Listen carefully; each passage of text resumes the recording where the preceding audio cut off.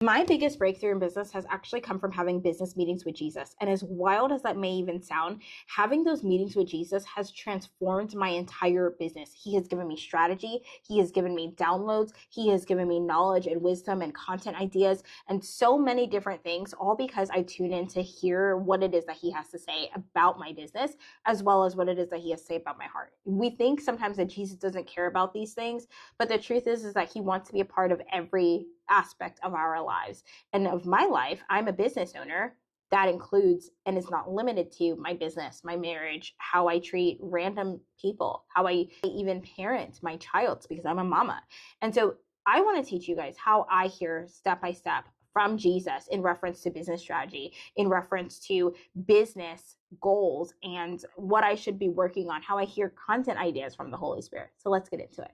Before we get started, if you don't even know who I am, hey friends, my name is Sienna Kubishki and I am a Christian business coach. I teach Christian entrepreneurs how to grow and scale their business to $20,000 months with the Holy Spirit by hearing the Holy Spirit. So this is kind of what I do. So the very first thing that I do when I'm ready to have a business meeting with Jesus, or if He calls me into a business meeting with Jesus, is that I am going to gather my materials. So what are my materials? The first material that I need to have for me is soaking worship music. Now, keep in mind, this is just my strategy. This is what works for me. You can try it or you can not and see if it works for you too. But I gather my soaking worship music. That is so important. I need to feel the presence of the Lord. It just allows me to usher in the presence of the Lord. So that's your instrumental worship. The next thing that I'm going to make sure that I have in these business meetings is I need to have a pen or a pencil. And then I need to have a paper to write it down. I do not want technology. And the reason I don't want technology like my phone or an iPad or whatever is because I do not want to get distracted with the things of this world. I need to be able to only hear from Jesus. The next thing that I gather is not even a physical thing, it's an intangible thing, and that is my time. I make sure that I have enough time to actually sit and hear His voice.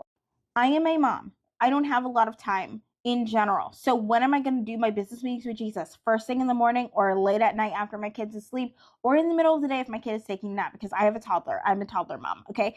And so that is just how that goes. I try to make sure that my business meetings with Jesus are during intentional, quiet moments of my day where I can have 1 to 2 to 3 hours of me just being able to hear Him. Next comes in the next part of things. I need to actually take action. So what I like to do is I like to sit down or sometimes I stand up and I will just begin to pray and just say, Jesus, I am here. I want to hear your voice. I want to know what it is, God.